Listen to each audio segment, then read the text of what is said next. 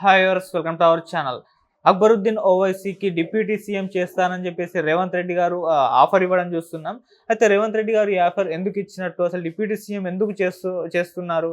మరి డిప్యూటీ సీఎంగా ఇప్పుడు బట్టి విక్రమార్క గారు ఉన్నారు కదా, మరి వాటిని కంటిన్యూ చేస్తూనే ఈయన కూడా డిప్యూటీ సీఎం ఇస్తారా, లేదంటే ఆయన్ని తీసేసి ఆయన ప్లేస్లో ఈయనకి ఇస్తారా అని చెప్పేసి ఒక డౌట్ అయితే అందరిలో క్రియేట్ అయిపోయింది. అసలు ఈ ఆఫర్ ఎందుకు చేశారు, ఏం జరిగింది? ఇప్పుడు ఇదే అంశం మీద డిస్కస్ చేయడానికి ప్రజెంట్ మనతో పాటు జగదేవ్ గారు సీనియర్ జర్నలిస్ట్ ఉన్నారు. వాటితో ఒకసారి మాట్లాడదాం. సార్ నమస్కారం.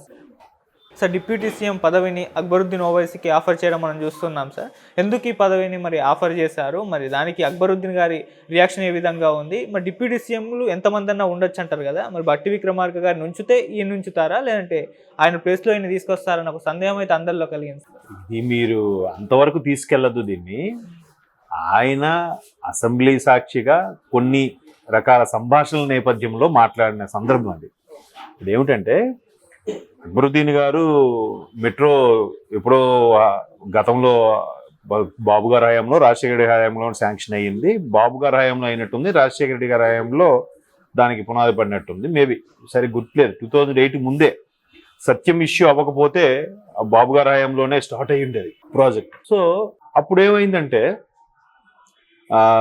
సరే మొత్తానికి అది ఎప్పుడు అనేదాన్ని పక్కన పెడితే, దానికి మెట్రో విస్తరణలు ఆ సుల్తాన్ బజార్ ఇష్యూలోనే అప్పుడు చాలా వరకు పెండింగ్ పడింది, ఇష్యూస్ అయ్యాయి. ఇప్పుడు దాన్ని ఓల్డ్ సిటీ వరకు తీసుకెళ్ళాలి, ఒక ఫేజు ఇటువైపు లింగంపల్లి ఆ బిహెచ్ఎల్ వరకు తీసుకెళ్ళాలి, దాన్ని మళ్ళీ తీసుకెళ్ళి అట గచ్చిబౌలి అలా కలపాలనే ఉద్దేశంలో కూడా మెట్రో ఏదో కలపాలనే ప్రపోజల్ కూడా ఉంది. సో ఇవి ఎప్పటికి విస్తరణ పనులు జరుగుతాయనే దాని మీద అక్బరుద్దీన్ గారు అడిగిన దానికి రేవంత్ రెడ్డి గారు ఖచ్చితంగా గత 10 ఏళ్ళు ఎలాగో ఓపిక పట్టారు, ఈసారి ఒక 4 ఏళ్ళు ఓపిక పట్టండి, ఖచ్చితంగా చేసి పెడతాం. అలా పెట్టినప్పుడు మీరు ఖచ్చితంగా మీరు మా అప్పుడు ఓల్డ్ సీట్లో అలా చేసిన తర్వాతనే ఓల్డ్ సీట్లో మేము ఓట్లాడడానికి వస్తాం.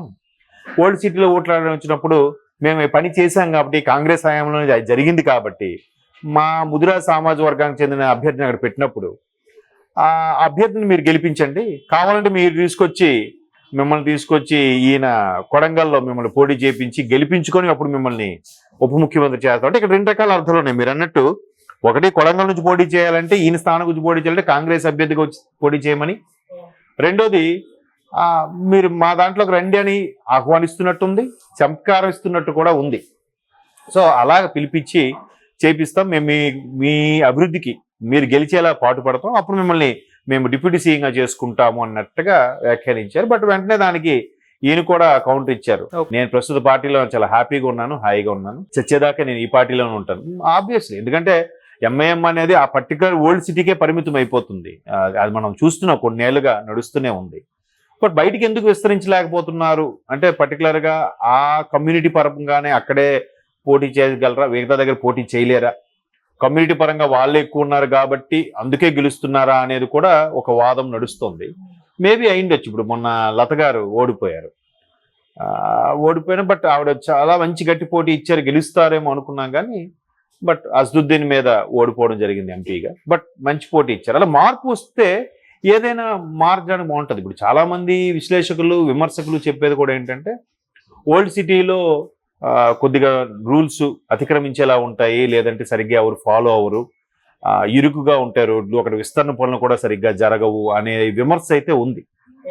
మరి అది ఎన్ని ప్రభుత్వాలు మారినా, ఎన్ని వచ్చినా కూడా అది పూర్తి స్థాయిలో రెక్టిఫై అవ్వట్లేదు అనేది కూడా ఉంది. మేబీ ఇప్పుడు ఎంఐఎం వాళ్ళు కూడా వాళ్ళు నాయకులుగా ఎలా ఉంటారంటే, సరే ప్రజల కోసం వాళ్ళు పనిచేస్తారు కాబట్టి మా ప్రజలకు ఇబ్బంది కలిగేలాగా వాళ్ళున్న ఆ సందుల్ని మళ్ళీ ఎక్స్టెండ్ చేస్తే వాళ్ళు ఆవాసం కోల్పోతారు, ఇల్లు కోల్పోతారు, మళ్ళీ వాళ్ళ కోసం వేరే దగ్గర పాటుపడడం, ఇష్యూ అవ్వడం, దానివల్ల ఒకవేళ గవర్నమెంట్ ఆ పని ధైర్యంగా చేయించినా దాన్ని ఇంకోలాగా డైవర్ట్ చేస్తారు. మతపరమైన ఘర్షణలకో, లేదంటే కమ్యూనిటీ పరమైన ఘర్షణలకో, కులపరమైన ఘర్షణలకో, రాజకీయాల కోసం వాడుకునే వాళ్ళు చాలా మంది ఉన్నారు. కాబట్టి అలాగ డైవర్ట్ చేసేస్తారన్న భయంకి ఏ ప్రభుత్వాలు కూడా చర్యలు తీసుకోవు.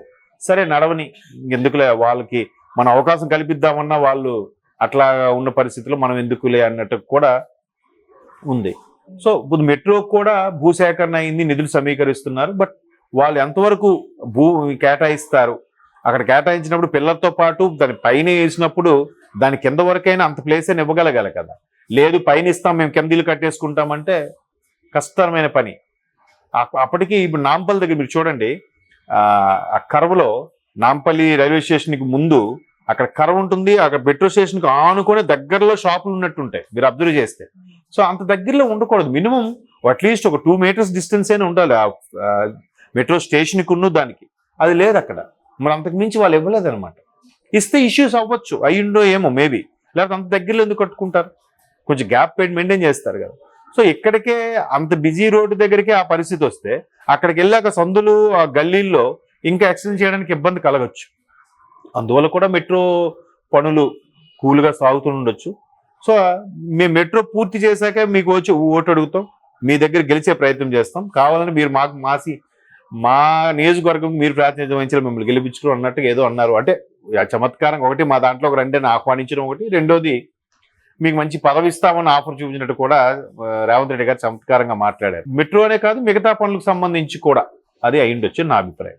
సార్ మరి ఇప్పుడు బట్టి విక్రమార్క గారిని ఇందులోకి లాగారు సార్, కొన్ని వార్తలు మనం చూస్తున్నాం. అంటే బట్టి విక్రమార్క గారిని ఉంచుతూ ఆయన తీసేస్తారంటే ఈ ఆఫరు బయట మాత్రం ఈ విధంగా ప్రచారం జరుగుతుంది, దాని గురించి ఏం చెప్తారు?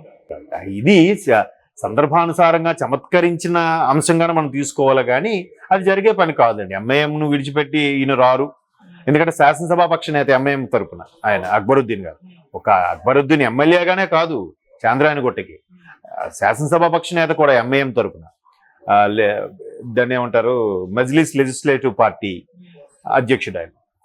సో అటువంటిది రారు. కాకపోతే మీరు అన్నట్టు భట్టి గారి స్థానాన్ని ఎవరు కదల్చలేరు నాకు తెలిసి. ఇంకా డిప్యూటీ సీఎంకి ఎవరికి ఎవరు, ఇప్పుడు ఆంధ్రప్రదేశ్లో పవన్ కళ్యాణ్ గారు ఒక్కరినే డిప్యూటీ సీఎంగా ఉంటూ ఆ హోదాను కల్పించడం, ఇక్కడ కూడా భట్టి గారికి ఒక్కరికే హోదా కల్పించేలాగా ఇది రేవంత్ రెడ్డి గారి పేరు ప్రకటించక ముందు నుంచి కూడా ఉన్న అంశం. ఎందుకంటే అధిష్టానం కూడా రేవంత్ రెడ్డి గారు ఎంత కష్టపడ్డారో భట్టి గారు కూడా పాదయాత్రలతో చాలా కష్టపడ్డారు కాంగ్రెస్ పార్టీ కోసం. అందుకు అధిష్టానం కూడా ఒకటే నిర్ణయం తీసుకుందట, ఇక్కడ ఉప ముఖ్యమంత్రిగా ఒక భట్టి గారికే అవకాశం, అండ్ మోర్ ఓవర్ ఆర్థిక మంత్రి, ఉప ముఖ్యమంత్రితో పాటు ఆర్థిక మంత్రి ఆ శాఖ ఇవ్వడం కీలకమైన శాఖ. సో అందుకే మీరు అబ్జర్వ్ చేస్తే ప్రభుత్వం సంబంధించిన పథకాలు కానీ ప్రభుత్వం సంబంధించిన హోర్డింగ్స్ అన్నింటిలో కూడా రేవంత్ రెడ్డి గారితో పాటు భట్టి గారి ఫోటో కూడా ఉంటుంది. ఇంకెక్కడ కూడా వేరే ప్రభుత్వాలు ఎక్కడ కూడా ఓన్లీ ముఖ్యమంత్రి ఫోటో ఉంటుంది తప్ప వేరే వాళ్ళ ఫోటో ఉంది. ఎన్డీఏ కూటమి ఉంది, ఎన్డీఏ కూటమిలో చాలా పార్టీలు ఉన్నప్పుడు కూడా కేంద్రం సంబంధించిన ఏ పథకం కూడా ఒక మోడీ గారి బొమ్మే ఉంటుంది తప్పితే ఆ శాఖాపరమైన కేంద్ర మంత్రి బొమ్మ ఉంటే ఉండొచ్చు, కానీ మిగతా ఎవరి ఉండదు. సో ఇక్కడ ఏంటంటే ఒక చంద్రబాబు నాయుడు గారిది అలా కాకుండా పవన్ కళ్యాణ్ గారు కూడా ఇప్పుడు పెడుతున్నారు ఉప ముఖ్యమంత్రిగా ఆయన పదవి ఇచ్చేలాగా. అంతకుముందు జగన్మోహన్ రెడ్డి గారు ఉన్నప్పుడు జగన్మోహన్ రెడ్డి గారి ఫోటో ఉండేది, ఇక్కడ ఉన్నప్పుడు కేసీఆర్ గారు ఒక ఫోటో ఉండేది, వేరే ఉండేది కాదు గతంలో. సో ఇక్కడ ఇప్పుడు తెలంగాణలో మాత్రం రేవంత్ రెడ్డి గారితో పాటు బట్టి విక్రమార్క గారి ఫోటో కూడా ఉంటుంది కాబట్టి ఉప ముఖ్యమంత్రి స్థాయి ఆ పదవి ఆ హోదా ఆయన ఒక్కరికే చెల్లేలాగా పెట్టారు. మంచి పద్ధతి. అప్పుడు ఆ హోదా ఉప ముఖ్యమంత్రిగా ఆ ఒకరే డిప్యూటీ సీఎం ఆ హోదా ఉంటుంది. కేసీఆర్ గారు ఇద్దరికి అంతమందికి ముగ్గురికి ఇచ్చారు, జగన్మోహన్ రెడ్డి గారు అయితే 4 5 పెట్టుకున్నారు. ఏముంది పేరుకే ఎంతమందికి ఇచ్చుకోవచ్చు, ఏముంది, దానికి ఒక పవరు దానికి ఒక స్థాయి కల్పిస్తే కదా దానికి ఇవ్వచ్చు. సో అలాగే బట్టి గారి స్థానాన్ని ఎవరు రీప్లేస్ చేయలేరు, అది అలాగే ఉంటుంది. కాంగ్రెస్ అధిష్టానం కానీ కాంగ్రెస్ కార్యకర్తల్లో ఉండే అభిమానం కానీ భట్టి గారికి ఆ స్థానం ఉంది కాబట్టి అది అలాగే ఉంటుంది. ఇది సందర్భానుసారంగా చమత్కరించిన అంశమే తప్ప